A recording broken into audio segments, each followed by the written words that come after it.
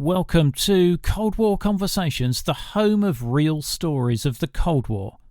Now, I'm trying to win an award. Please go to coldwarconversations.com and vote for us as Best History Podcast. Thank you. So I look up and I see green and white and red tracers converging. Then I saw hand grenades going off. And then I heard the platoon commander calling. And the next thing you know, there's no answer. It's deadly quiet. And I hear a lone voice, "Help, help, they've killed us all." This is Cold War Conversations. If you're new here, you've come to the right place to listen to first-hand Cold War history accounts. Do make sure you follow us in your podcast app so that you don't miss out on future episodes. As Tom fought the enemy every day without fail, he would record the day's events in his diary. It is these diaries which Tom has to this day that enable him to tell the story of Vietnam in the late 60s and early 70s like it really was. I talked with Tom about his book Doorsteps of Hell, and he offers an honest, unembellished account of a new officer in the US Marines fighting and surviving in the mud-sucking rice paddies and leech-infested jungles of Vietnam. In my conversation, Tom brings to life the camaraderie, leadership and the very essence of military expertise in the US Marine Corps. You can get Tom's book at heartofamarine.com. I'm delighted to welcome Tom Williams to our Cold War conversation. I was an abandoned child at age 6 months. My natural father abandoned my mother and I. My mother then had to give me to aunts and uncles, some of which lived on the farm, others lived in Savannah, Georgia. Consequently, I became a Huckleberry Finn on steroids in the country. I loved fishing. I was truly a Huckleberry Finn. But the most amazing thing happened when I was about 6 years old. My mother showed up at the farm I was staying at with my new father, Lieutenant Colonel, at that time Major, Carl F. Williams, Jr., United States Air Force. And he and she were married. The next thing you know, I'm in Morocco. My Lord, here's a country boy going to Morocco, where I lived on a French citrus farm that my father rented. And all my playmates were little Arabs and French kids. Consequently, I learned both French and Arabic. But then we went to Spain, we went to Italy, we went throughout the Mediterranean. The next assignment took us to California, where my dad was a staff judge advocate. He had fought in World War II because he spoke Chinese, but then they saw when they created in 1947 the United States Air Force that he had a law degree. They made him a lawyer in the newly founded Air Force. And then it was South Carolina, Japan, and when he retired, he put me to work on the family farm in South Georgia, where I learned to manage people, where I learned to cultivate crops, and I was a mechanic and a tractor driver myself on the farm. Did you go off to college? After 2 years of high school in a little place called Vienna, Georgia, I then went off to college and I earned my degree in history, psychology, and political science. But more importantly, I had made a decision to go in the Marine Corps. The Army ROTC program I was in was too impersonal. It was I could see the Army was not the place I wanted to be. I knew I was going to have to serve because of the Vietnam War. And I saw the most shining examples of soldierly conduct in the Marine contract cadets. So I went to the Marine Corps Officer Candidate School. I set the record 52 seconds for the Marine Corps O course, 100 yards, 14 obstacles, and a 20-foot rope climb. And when my boots hit the ground, the old DI said, "Not bad, candidate. Now let me see you do it again." Oh my God. So then off to the basic school where young officers learn what it is to be an officer and the tactics, techniques, procedures, and you fire every weapon over a 6 to 9 month period. So that's how I became a Marine. Wow. Wow. Well, you've packed a lot into that, Tom. There's a couple of things I just wanted to pick up on. In the book, you talk about your cadet training at North Georgia College. And I was fascinated to see that your unit built your own Viet Cong village on campus to practice. At North Georgia, you had 2 or 3 very important organizations.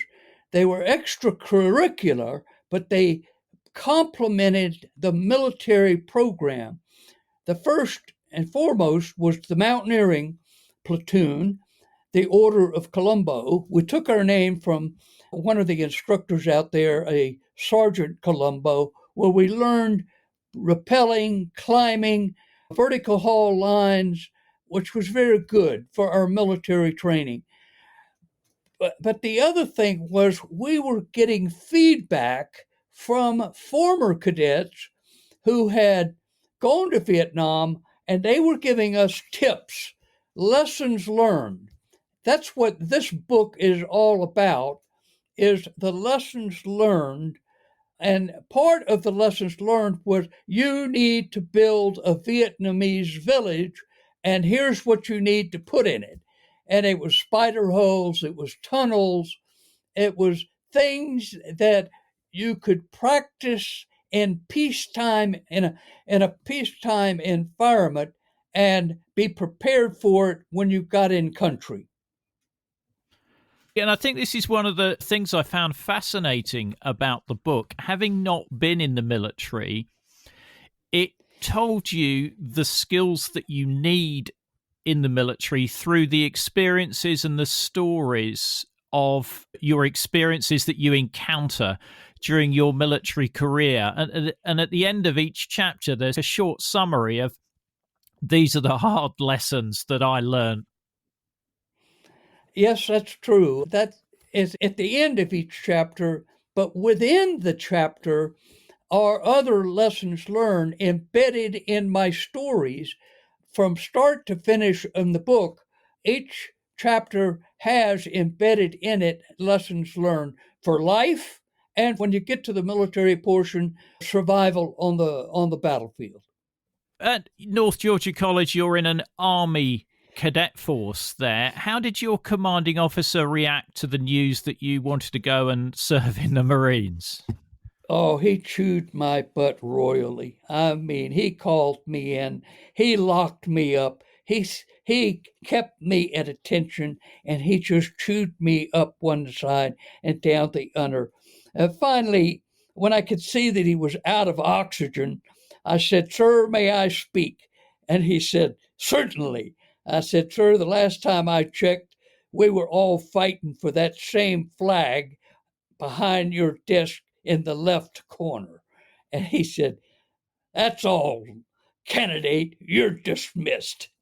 Well, I left him red faced and speechless. Brilliant. Brilliant. I love that scene. Now, you go to Quantico, which is the Marine Corps base for officer training, and you describe that school as a continuous test and deselection process. From the moment you set foot on the grounds of OCS, you are being taunted, you're being harassed, you're being screamed at. It's not so much how much you can take, but how much you can give. You know, they treat everybody equally with contempt. They do everything they can to break you, even when you have done something extraordinarily good, like when I did that O course. Okay, I did the O course in 52 seconds. And he said, do it again. Oh my God. So, one other example was I had on a long range hike, endurance hike with all your equipment, I had to collect up all of the stragglers into a formation. Well, when we got back on the main side OCS parade deck, they would not respond to my commands. So, having been at North Georgia in a military environment for 4 years, I had a pretty good command voice, and one look over my shoulder at the DIs told me if I didn't get these candidates in order, I was going to be dog meat. And so, with my best command voice, I managed to get them into a platoon formation, and then all the DIs, every DI descended on me in each ear, in my back, in my face, and they were all screaming orders at me. I'll never forget it, but I ignored their presence. They were invisible. I commanded those stragglers. They stood at attention, and as soon as that hostility stopped, it ended and they walked away. The detail you provide of that course is really fascinating because obviously they're trying to stress you, they're trying to push you to your absolute limits there. And as with everything in the book, you describe this stuff really well.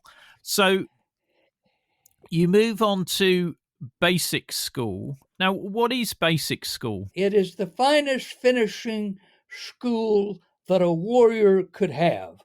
You hold every billet in command, from individual Marine, a rifleman, a grenadier, a machine gunner, a fire team leader, a squad leader, a platoon sergeant, right on up the chain, so that when you pick up your first platoon, you are familiar with what they should be doing, those who are under your command. And you have a great story of Lieutenant Lucky. Now, how did he get his name? Well, we would sit on our cots facing each other. It was winter time, and he would tell me what it was going to be like. This is 1968, late 1968. It's November, December, January, and it's cold as hell. And Lieutenant Lucky had been wounded 3 times over a 4 or 5 day period during the fight for Way City during Tet 1968. And it just so happened that was the regiment that I would join the following year. But he finally got shot down in a helicopter as they were evacuating him. The NVA. The NVA is the North Vietnamese Army, the US Army's opposition in the Vietnam War. The NVA executed everybody in the helicopter to include him, but he managed to survive that wound and sheltered under the bodies of other dead Marines. And that's why I called him Lieutenant Lucky. Yeah, I think I can understand why now, Tom. Thanks for that. So you were also taught Vietnamese there, and it sounds like you did have a bit of an ability for languages. That was a result of the same thing that happened to my father. Dad's playmates in the little town in Georgia were Greeks, recently immigrated to America, so he learned to speak Greek. And he was a brain anyway. Dad was a huge brain. And so my time in Morocco, I learned French and Arabic. Well, consequently, at the end of the basic school, I had earned the only quota for U.S. Army Ranger School because of my high standing in my class. Except I was called in, and I tell my Army friends, I was told, Tom or Lieutenant Williams, you are too smart to go to Ranger School. You have to go to Vietnamese language school. So that's how I learned Vietnamese. Brilliant, brilliant. So in 1969, you arrive in Vietnam via Okinawa in Japan, and it's Da Nang Air Base. What are the first views or impressions that you get when you land at that base? I tried to capture that image in the book. On one side of the railing were those who had survived combat, and they were on what they call the freedom bird back to the world. Those are two terms that they use, the freedom bird and the world, back to civilization. They wore tattered, bleached utilities. Their boots were white from walking through muddy white rice paddies. They had the 1,000-yard stare in their face, and they were bronze colored by comparison. On my side, as a newcomer, we had clean, starched utilities, shined boots, and we were paled by comparison to those who had been there for 13 months. So at Da Nang, you're asked where you want to be assigned, which quite surprised me. I would presume they would just put you where they wanted you rather than ask you. Well, it's the personal touch of the Marine Corps. Okay, I'll say that. The commanding general wanted to meet his newly arrived second lieutenants, and he wanted to give us the opportunity to select where, if we were going to fight and possibly get wounded or die, we ought to be given the opportunity to ask for where we wanted to be.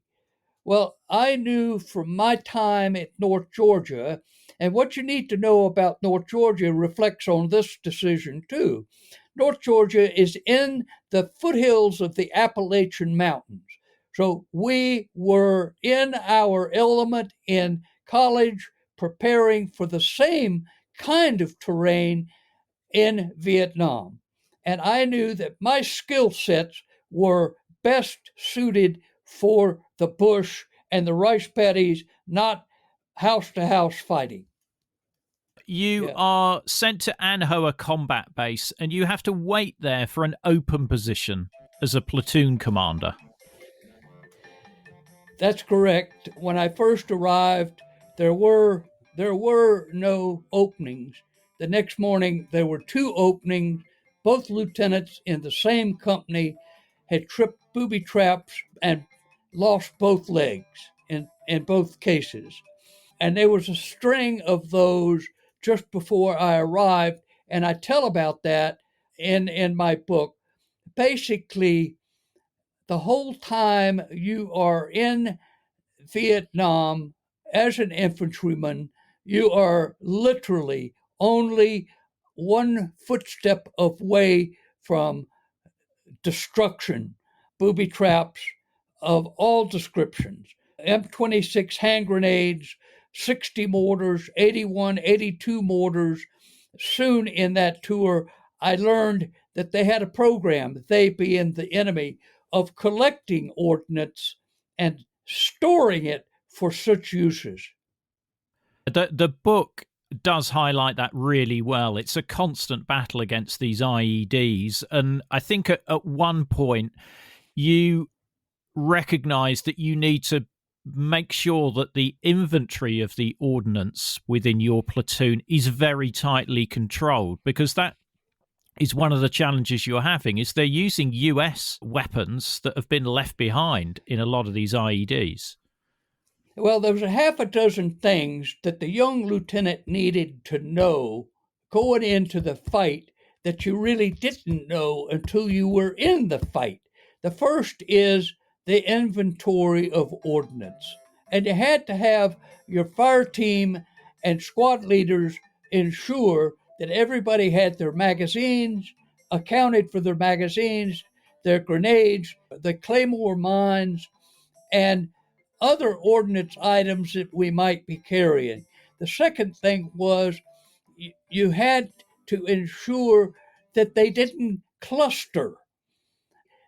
There is this mindset with a young man that thinks that safety in numbers. They would close up on each other, two or three, just to shoot the bull. Well, I took great offense at that, and I scared the living hell out of them when I would run at them, and they would scatter like a covey of quail because they knew I was angry. The other is smoking for two reasons. It They cough at night, and it destroys their night vision. And at night, you can see a lit cigarette hundreds of meters away. You Could you describe your first meeting with your platoon? I mean, what do you say to them? Because you are this new lieutenant, inexperienced, and they're obviously concerned because you're going to be leading them into battle. Well, it happens so fast. I mean, this is not a schoolroom. You are on the battlefield. You learn who your staff, your platoon sergeant, in my case, I had a corporal. It's a sergeant's job, but I had a corporal. Your squad leaders are usually sergeants. And in this case, I had lance corporals. So I addressed my leadership, my corpsmen, my men. They were gathered up. You don't want a cluster. That's the making of a target. So what you end up doing, eventually you get around to going around when you're in a defensive position at night or in the afternoon and meet all of your people. There were some I actually never met because it's all business. And as far as what they thought of me, there is no doubt that every second lieutenant is considered to be dangerous to himself as well as dangerous to his platoon members. He's inexperienced, he's young, he's in many cases he's too exuberant, and he is in many cases an accident waiting to happen. So you go out on your first operation and you suffer casualties on that first contact. I took my platoon out. At that time, it was the second platoon, and I set up a position, but I knew that I was being watched. Intuitively, I knew I was being watched by the enemy. So I walked my position and I walked an alternate position because habitually I would move after dark to another position some distance away because on occasions we would get mortared after dark, which meant on occasion my empty position would get mortared and they had not known I had moved. Well, in this case, I came back after my look around my area, my one man recon, and all of a sudden I made a decision to move one of my machine guns. The machine gunner and the A gunner moved into position, and then the ammo humper, he is moving, and all the platoon members that were within shouting distance were screaming at him. He wasn't watching where he was going. He was dangerous to himself, and I wanted to see what the hell the problem was. I wanted to understand. Well, before he got to the position and before he could put his ammo down, he disappeared in an explosion. I have now taken 3 casualties with 1 booby trap. in a matter of 2 days of taking over the platoon. That was not uncommon for that kind of a scenario to happen. Being a second lieutenant, you have to lead your men from the front. You're absolutely at the sharp end of contact with the enemy there. And I had a great uncle who served in World War One, and I think he survived about 7 or 8 weeks. So it's really fascinating speaking to somebody who's been at that sharp end, much like my great uncle was. But one of the things that surprised me is you made quite detailed notes every evening or night about your experiences. I'm presuming you were allowed to do that, because presumably those notes could have been useful to an enemy if you'd been captured. Actually, I never thought of it that way. I have 100 of these notebooks. This is book number 30 out of 100. And I've kept notes like this all my career, and they are the most useful tools for my writing books now, because I can read in the book, I can read it in my notebook, and I immediately can recall the occasion. It's not necessarily a narrative, it is in my Vietnam books, which are in my book cabinet over there, all wet, water stained. But to answer your question, that subject never came up. I just kept notes. And I'm very grateful you did, because the level of detail that's in this book is phenomenal. I think one of the things that comes across in the book again and again is your respect for the enemy, as to how resourceful and experienced they are. I have a great deal of respect for the North Vietnamese and the VC. The VC, or the Viet Cong, were a guerrilla organization that fought in support of the North Vietnamese army. There's only one reason I didn't respect them, and that is they were prone to kill prisoners and torture them. One of my pitches when I speak to people about my experiences is the job of an infantryman is to close with and kill or capture. But once you've captured your enemy, it is as much your duty, your obligation to care for him as it was your intent to kill him.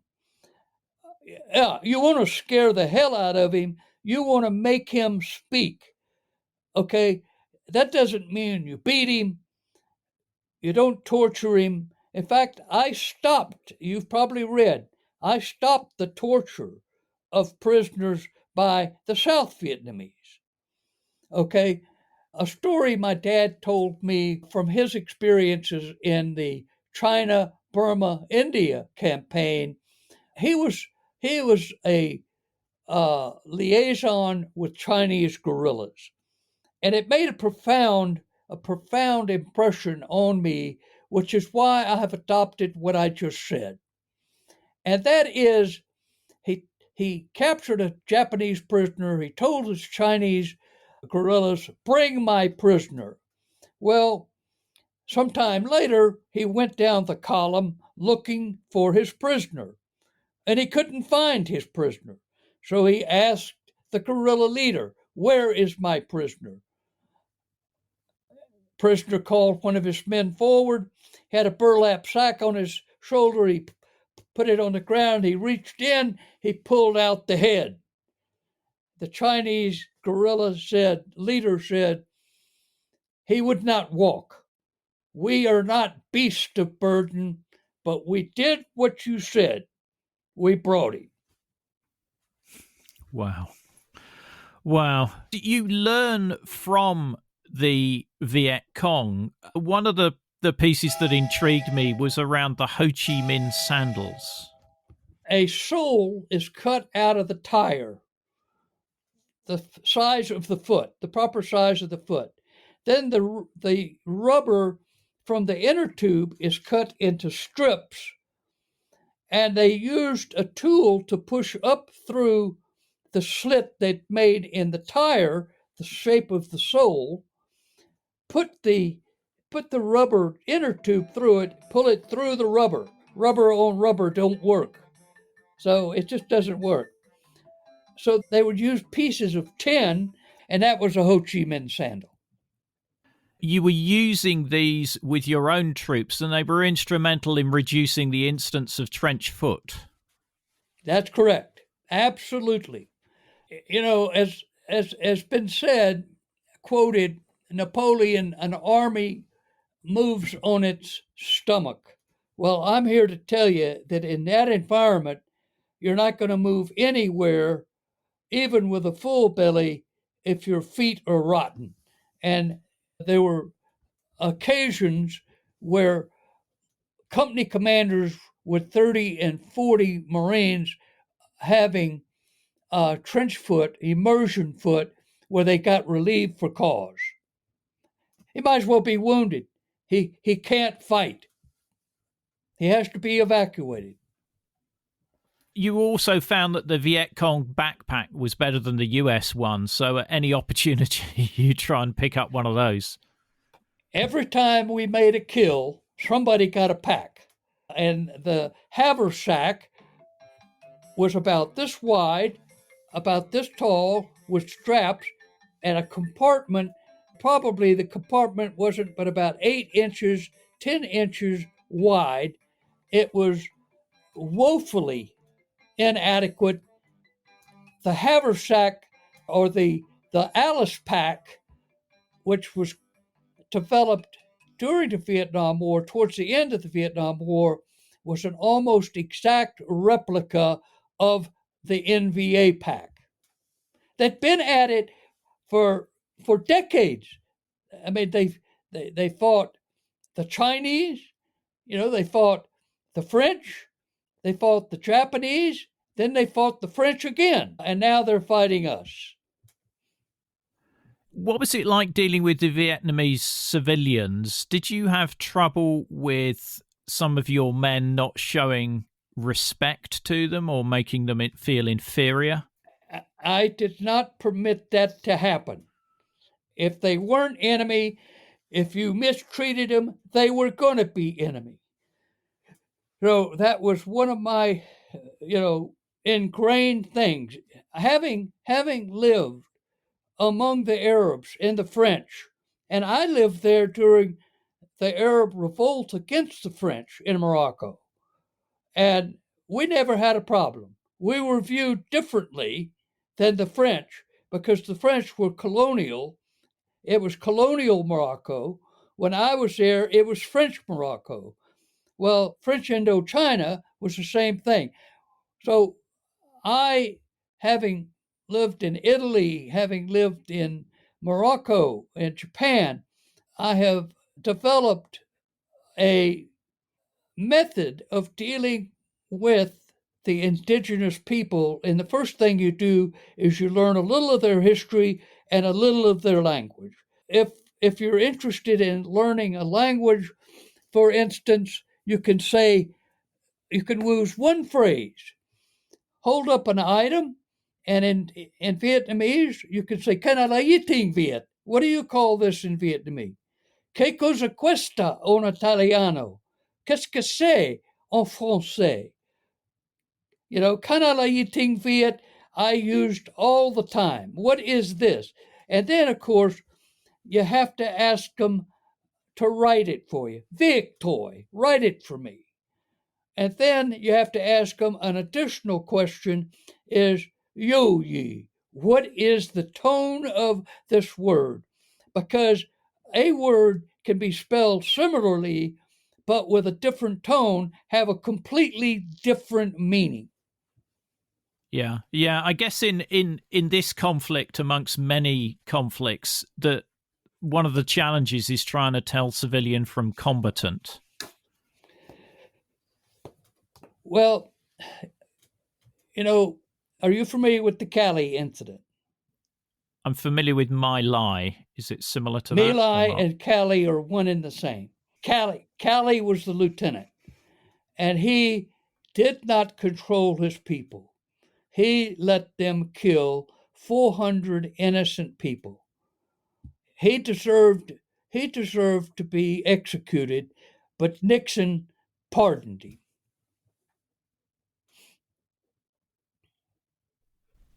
How did being in Vietnam affect you physically?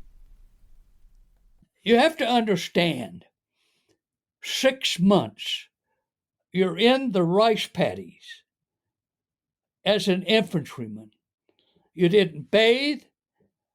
You shaved when you could.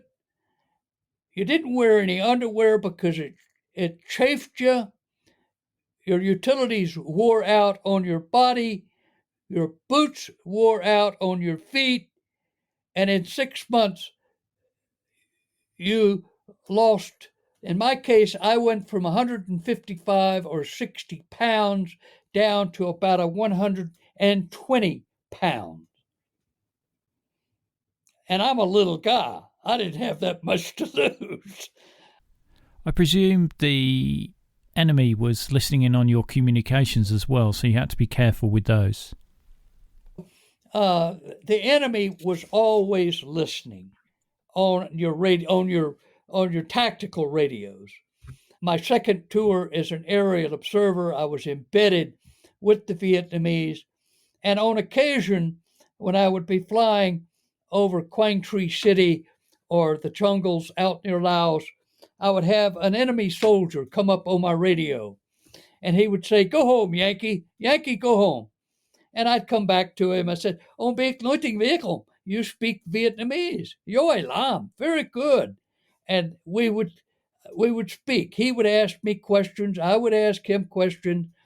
But I was always able, after 10, 15 minutes, to end the conversation by asking him one simple question. Bayo Omadao, right now, where are you? And he would come back, Tai Shao. Why? And I would say, Tai Shao Moon Yit, because I want to kill you. That ended the conversation. Yeah, I can imagine that would end the conversation, Tom. Definitely. Now we talked about your first sort of operation where the guy with the ammo set off a booby trap. Now, one of the scenes that you describe in the book, which I found really interesting, was the time that you found this Viet Cong training camp and regimental HQ. Can you just describe some of that for me? Those were two remarkable discoveries. The first one, the sapper training camp, we were up in the mountains. We had fresh water in a stream. I was a little ahead of my company on the right flank. My company commander was caught in heavy bush, so I waited a half a day for him on a good defensive position on his right flank. I had sent fire team at a time down to the creek to shave and to wash up. We're talking clean water. That's rare. Okay? So I'm down. Everybody's done it. It's my turn. My fire team is with me. I'm the last one to clean up. My security across the creek says, "Sir, you need to come over here." So I washed my face. I walked over, and there was a trail. I backed up. I got a fire team, my weapons. I followed the trail. It went around a B-52 strike, along a ridge, and I walked into an enemy camp. Nobody was home. On the left was a stove dug out of the clay bank, and there was a pipe of bamboo with leaves over it that ran up a ridge, and it would let only little puffs of smoke out ever so often to disperse that smoke.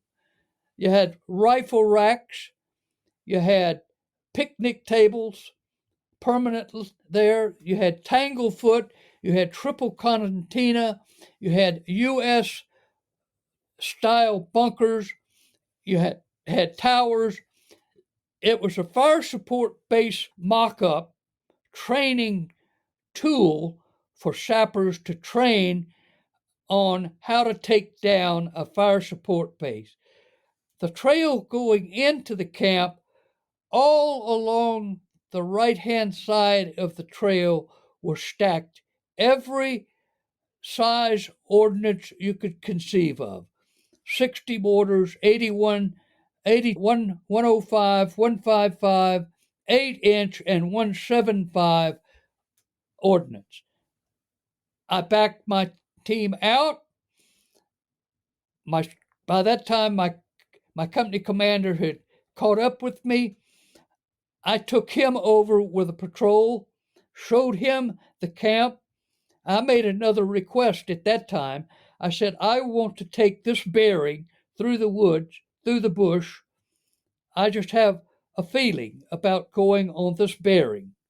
So I took that bearing. We took a lunch break at noon. I put my eating on high suction. I got up, walked around, looked at my men. Then I went forward to the left flank where I wanted to go out.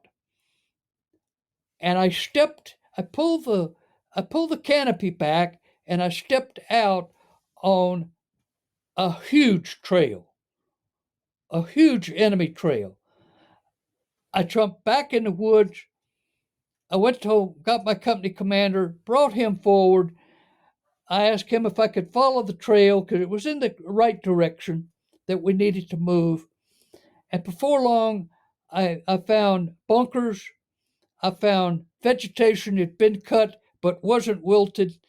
I found fires that were still smoldering. We were close. We were close.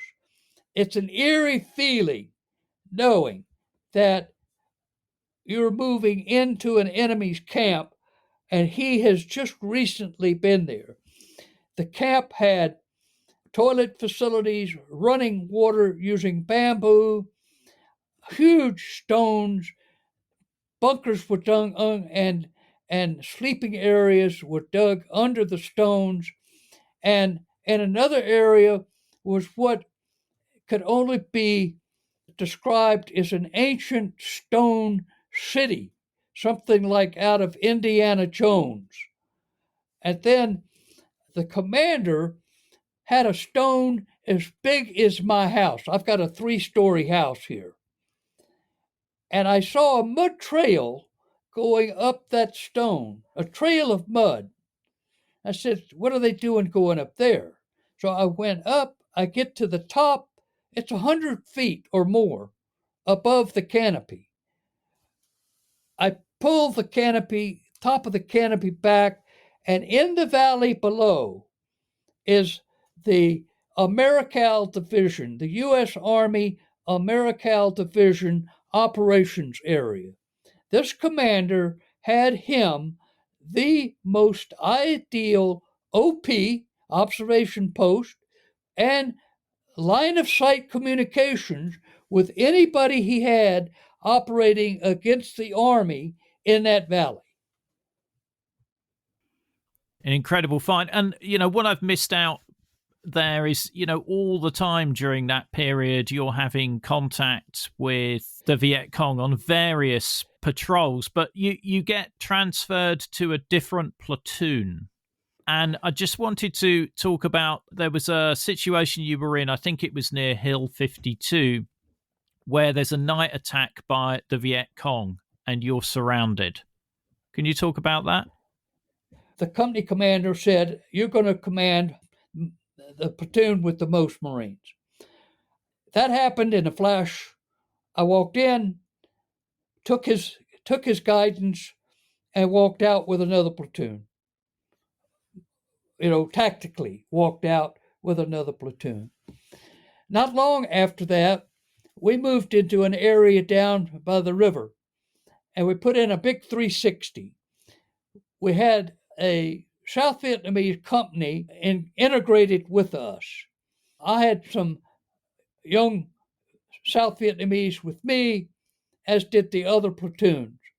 I put out 3 what we call stingers, were ambush observation posts. I put one out to the west, one out to the east, and one out to the north. And about 3 o'clock in the morning, my one to the west could hear the enemy coming across the river. And then one squatted down next to one of my Marines, and my squad leader, Dwight Anderson, Lance Corporal Dwight Anderson, shot him from the crotch to his brain housing group, and that started the fight.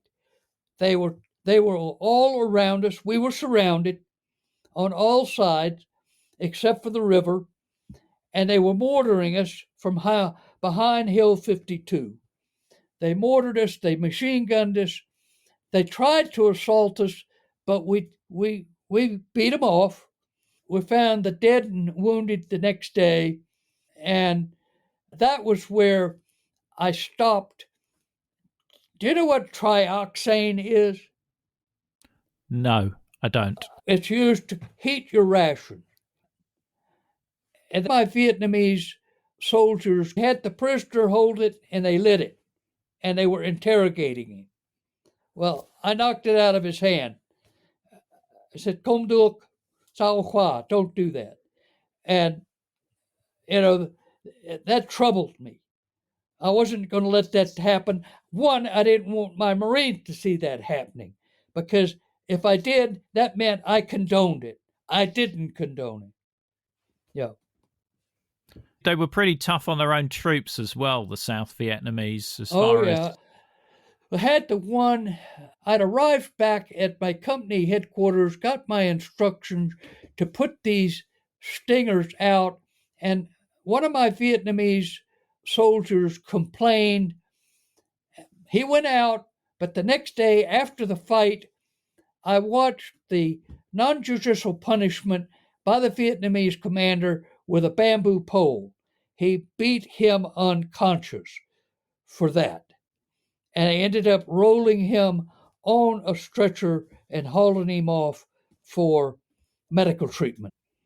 There's many really powerful pieces within your book here, but I think the one where you describe the loss of fellow Marine Private First Class Donnie Clough, where the description you give, and if you don't mind, I just want to read it out. It's quite a short piece, but I found it really powerful, where you say, "When on another drizzly night after the chaos of another firefight ends, you hear and feel a man's last living breath leave his body in the quiet darkness." Yes. That evening was basically 2 in a row. Okay, let me start the story where it really begins. We set into our position, and it's in September, I think 6th, 8th, 9th of September, and the right platoon was the 3rd platoon. I was the center platoon at the 1st platoon. The 2nd platoon was on the left. And we were in a blocking position in a bottleneck. And the enemy was in front of us in a rice paddy, and another unit was pushing them towards us. The 3rd platoon was responsible for the high ground, not me, but I kept looking up there, and I was disturbed to see, I was really troubled to see that they didn't seem to be tactical. They weren't my Marines. So I didn't say anything. I picked up the living habits of the Vietnamese. I slept in a hammock under a shelter half. I usually tried to stay off avoid silhouetting myself. Okay, so I look up and I see green and white and red tracers converging. Then I saw hand grenades going off. And then I heard the platoon commander calling. And the next thing you know, there's no answer. It's deadly quiet. And I hear a lone voice, help, help, they've killed us all. I go back to the company commander. He tells me, you've got to go up and take that high ground. I said, okay, I'll take my best squad. He said, no, I can't lose you. You're the only lieutenant I've got. You've got to stay here. Pick the best squad you've got. Again, I chose Dwight Anderson. Dwight took his squad up, and there was one encounter. He could see the enemy silhouetted with illumination out in the rice paddies, silhouetted the one enemy. Dwight zipped him from the crotch to the head and retook the position, evacuated the dead and wounded down, and from the 3rd Platoon, and reestablished our overwatch. It was the high ground. They wanted the high ground so they could shoot us or mortar us. What I found when I got up there was what really concerned me. They had not dug fighting holes. They had only put out their poncho liners, and they were lounging around. The enemy snuck up on them. These are all lessons learned that I'm talking about. The enemy crawled up to their position and overran and killed them, with a few exceptions. Our salvation was they managed to kill the leader of the Viet Cong, and that's why they broke contact. So the next day, the company commander moved the company forward. So now we move forward 1,000 meters, and we're setting in late evening, and I hear an automatic burst from my front line. I move forward to see what the heck's going on, and I find my gunner in his fighting hole with an NVA in full uniform laying on top of him. The NVA had walked up to his position, looked down, and was talking to him when my Marines zipped him. Well, we reported that, and that caused the battalion and regiment to say, what in the heck are you doing 1,000 meters out of position? Well, the two of them had not communicated because we'd requested approval, we moved, we set in to get away from the high ground. So we had to make a decision. They weren't going to change.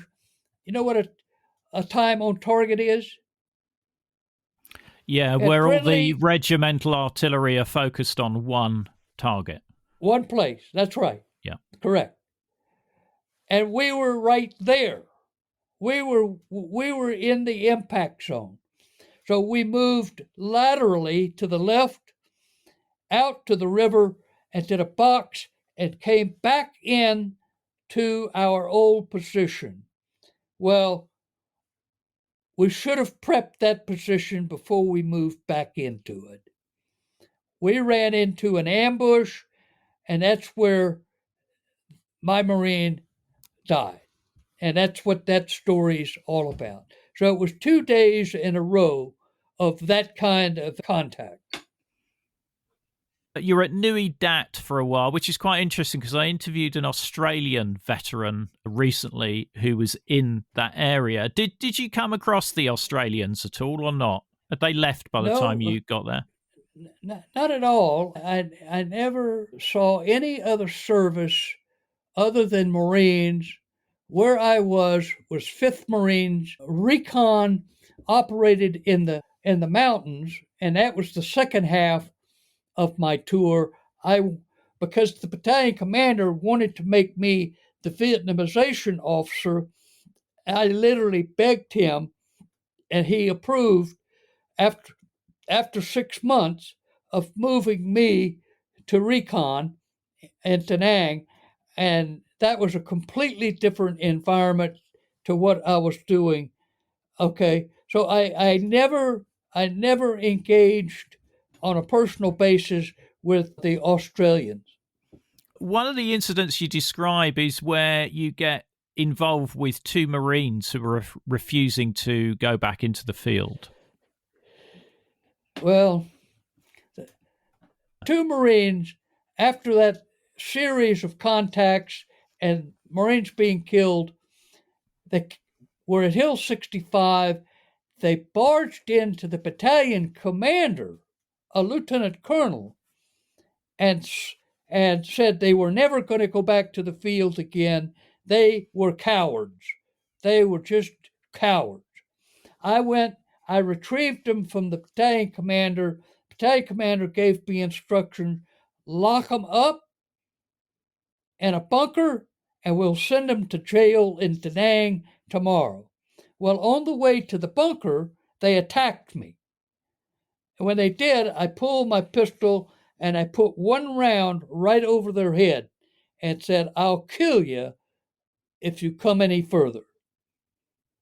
I locked them up. The next day, I put them on the jailbird, but on the way to the jailbird, they did the same damn thing, except this time I had the presence of forethought to have a 1x4 walking board.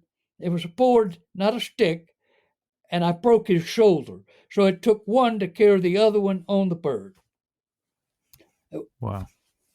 It goes back to what I talk about when I go speak to cadets. Like I spoke to my college last year. There will be wannabes that come in the Marine Corps or in the service. Wannabes don't realize what they're getting into. You know, they want to be in dress blues. They want to be known as a Marine or a soldier or a sailor, but they don't know what comes with that. I always remind them, you're joining a hunting club. And the only thing is, the critter that you are hunting is hunting you, and he has a rifle too. So you better be good at hunting.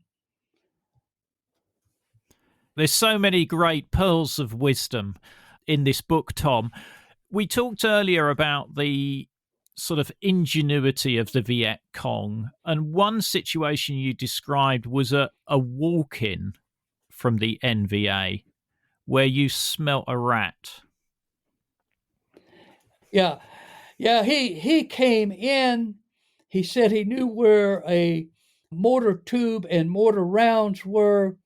He would show us where this was. And the battalion commander directed our company, and my company commander directed me to take a patrol across the river. The area is called the Arizona. And what I've done in my book is I've highlighted the Arizona by putting a map in the back of the book so that the reader can follow the action as he reads about it on that topographical map.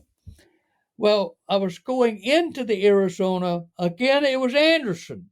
Anderson was in the lead. He got ambushed. He got ambushed from the far side, and we brought him back. And I had the presence of forethought. I had artillery, I had mortars, and I had close air support. Immediately pound the piss out of them. I put steel on target. And the battalion commander had come with me, but I didn't want to take him across the river. I left a fire team with him. I went back, and that was when he made the decision, because he saw me interrogate the Kit Carson scout, and he wanted me to be his Vietnamization officer.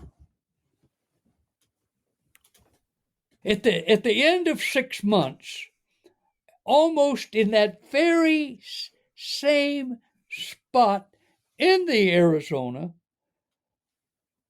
I left the field on the 11th, and on the 16th, I was getting on an airplane to go meet my wife in Hawaii, and the company, Captain Furr, now retired Colonel Furr, killed or captured 40 enemy right there. It was just lousy with the enemy. As I learned when I went to recon, above the Arizona to the west, I was on a patrol. I took 6 Marines and I watched them for 5 days coming out of the mountains, going into those rice paddies where I had fought them for 6 months. And I knew that the source of our enemy was up in those mountains. I killed one, I snatched one. It's an exuberance you'll never understand until you've done something like that, and then you get away with it. Kind of like killing Osama bin Laden, I reckon. I want to talk about your recon role in a moment. One of the things that surprised me is you mentioned that the Marines had English, Portuguese, and Dutch citizens in there. Yeah, we had Canadians, we had Dutch, we had English. They would join the Marine Corps, serve, and then after that, they could get their citizenship. A friend of mine, and he was in my TBS class, my basic school class, actually in OCS and TBS, James Alistair Livingston III from Britain. He has been working in Kosovo for a number of years. He's a military attaché over there. He was a Marine for about 20 years, and we still, you probably saw his picture in the book. I did indeed. I hadn't realised that they accepted foreign nationals in the U.S. Marines. That was what intrigued me. Well, it goes back. I mean, think about it. Lafayette and Pulaski during the Revolution. Are you familiar with those two? I am familiar with the Polish contingent, and Lafayette I've heard of as well. Yeah, Pulaski from Poland and Lafayette. Yeah, during the Revolution. So it's not been uncommon throughout the services of the United States for that to be the case. Yeah, we try not to talk too much about the Revolution over here, Tom, for obvious reasons. I'm sorry. I shouldn't have brought that up. Oh, no. I'm only joking. Excuse me for that slip. No. I'm Scotch, Irish, English. I am an Anglo-Saxon cur, and I'm proud of it. We came to America in 1668 and just kept drifting down until we got down into Georgia. Wow. And the farm's been in family hands since we cleared the land, chased the Indians off, and has been in the family since 1832 in Georgia. Incredible. Yeah. So we move on to recon, and one of the things, talking of amusing anecdotes, I like, their motto was swift, silent, and deadly, the first recon, but they had a other motto that was used as well. Oh, yes. Because you were in Indian territory, we kind of jokingly always referred to it as not swift, silent, and deadly. It was swift, silent, and surrounded, because you were operating in their backyard. You were on their turf, on the trails, watching them, putting ordnance on them, ambushing them in that way. It was rare that you made contact. In the true sense of the recon modus operandi, you want to observe, report. You don't want to make contact, because if you make contact, you find yourself on the run because you're in their backyard. I chose to make contact because I was already contact oriented from having been an infantryman. What is the best source of intel? A man that can talk. That's why there were occasions I would run enemy prisoners down if they didn't have a weapon. What am I going to do? Murder him? He's in uniform, but he doesn't have a weapon. I'm not going to murder him. He'd run, I'd go tackle him. I tackled that a couple of times. I had one come out of a cave, came right basically over me, past me, and I'm calling to him in Vietnamese, Dung Lai, stop, come here. He didn't. Well, one of my Marines took his head off with a bullet on the run. I preferred to capture him. How were you inserted into these places? Were you going in on foot or was it helicopter board? Oh, you couldn't go in on foot. You'd be dog tired. There were several ways. The most common way was to find an LZ big enough to put a 46, a CH-46 down and offload your team. Another way would be to go in by rappelling out of the helicopter. The third way would be to go in by a ladder, a long ladder with the lower you down into the bush. I hated those last two. Never did one of those. And the other way, and I did this one on one occasion, one of my last patrols, there were no LZs in the grid square box that I was supposed to reconnoiter. So I had them hover over a jungle stream, and I had my team jump into the stream. Only thing was, once I got in the stream, I looked over, and there was an enemy trail. I couldn't get out of the stream fast enough going in the opposite direction.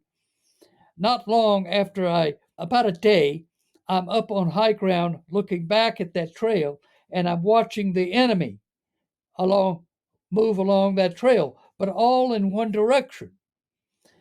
Later, I found a good OP, and in the direction of where that trail led was a valley. I mean, it's a big, big jungle valley, and I saw a whiff of smoke coming up out of the jungle. Well, having had the experience of the sapper camp and the regimental camp, I knew that I was looking at an enemy camp. So I called to get an OV-10 up, an air spotter, and some fast movers to drop bombs. They came in the next morning, marked the target by grid that I gave them, and as soon as that aircraft dropped below the jungle ridge, he was taking fire from above. It was 12.7, 50 cal, didn't shoot him down, but I was right. That camp was heavily fortified and had fire support that if it were discovered, they could shoot the aircraft from above them, not below them. In the book, there's a photo of you with an AK-47. Did you use enemy weapons yourself? There was a cornfield fight, a fight that we call the cornfield fight, which was the 3rd Platoon had counted 68 enemy coming across the river. And I had listened to the report all night. I was in a different area, my platoon. This was 3rd Platoon. They were on the river, and I was over on the mountain range at the foot. And the next morning, because of all this reporting, I asked my company commander, should I go to the river or do I continue my mission this way? Captain Furr hesitated, but then said, continue your mission. I had not moved tactically that far, and I heard the firefight. I immediately shifted my platoon in that direction, going to the sound of gunfire, and then reported to my company commander my movement, and my intent was to provide overwatch for that platoon fighting below near the river. I had a South Vietnamese platoon join on me, and we had it surrounded. Those Marines ended up expending all their rounds and had to grab dead enemy weapons to fight their way out. That answer your question? It does, because I guess one of the challenges is if you do use enemy weapons is some friendlies will think you are the enemy. That's with that weapon, that is a real threat. That weapon makes a very distinct crack as opposed to a cleaner sound made by an M16 30 7.62 Russian. It's a good round, 2,800 feet per second, good penetration. M16 3,200 feet per second, and it will take an arm off. To that firefight on top of the hill I told you about, 2 of the dead enemy were killed by a single round. One lost his arm from one round, and the other one shot in the thigh, and he died. He bled out. He had no medical treatment. He bled out from an N16. While you're with the recon, you're told to take command of the Dongden radio relay, and you describe that location as a bit like Rorke's Drift. Well, only that there was no water up there. I mean, Rorke's Drift, of course, during the Zulu Wars, I was married to a Rhodesian, so I know a little bit about that. But it was isolated. In the book, there's a diagram of it, and there's also a picture of it. It's a pinnacle, and it is a bit concerning to be in the middle of the jungle on the tippy tip of a piece of high ground. You had an LZ, I had bunkers, I had concertina, I had booby traps, I had claymores. I was well fortified, but being the infantryman I was for the 6 months, I took a patrol out and had a look, and I found around my position where the enemy had moved up and had surveilled us. So there was no doubt they were planning to overrun us. And I never understood why they didn't, because at night you couldn't see your hand in front of your face. Pitch black. It did look like a really dicey location. As you say, there was a landing position for a helicopter, but it was a very small area right on top of this pinnacle, surrounded by jungle-infested Viet Cong. Nothing but jungle, far as you could see. On occasion, I could see monkeys playing in the trees. Rock apes would come up only on one occasion, and I would see birds. Well, those are good things. And why do I say that? Because if there were people down there, those animals would not be there. You were talking about sound and sight of the enemy, but you also talk about the smell of the enemy as well. Yeah, we Europeans in particular have the smell of bovine because we drink milk, we eat cookies, we eat bread, those products. The enemy, they smelled of mackerel. Everywhere you went in their camp, you would find mackerel, their camps, you'd find mackerel cans, empty mackerel cans, and rice, that was their staple. They would steal the rice from the farmers, but they would bring the mackerel down the trail from North Vietnam. Was there ever a situation in Vietnam where you thought, I'm not going to survive this? I don't want to be boastful. I never had that feeling. I was in my element. I was in the bush as a youngster from the time I was 6 until I left home. I always had a rifle glued to my palm of my right hand. I was always on the prowl for critters. I said I was Huck Finn on steroids. I loved being in the bush. My first kill was a water moccasin, a venomous water moccasin, trying to steal one of my fish on my string that I had caught that day. So, except for being shot off a stump one day, that got my attention. I had my platoon on the ground waiting for another platoon to come up on my left, and I took a burst of machine gun fire between my legs, hit the stump, ate the stump up, and around both legs. I backflipped into a bomb crater, and then we assaulted the woodline. Well, can you remember your first kill in Vietnam?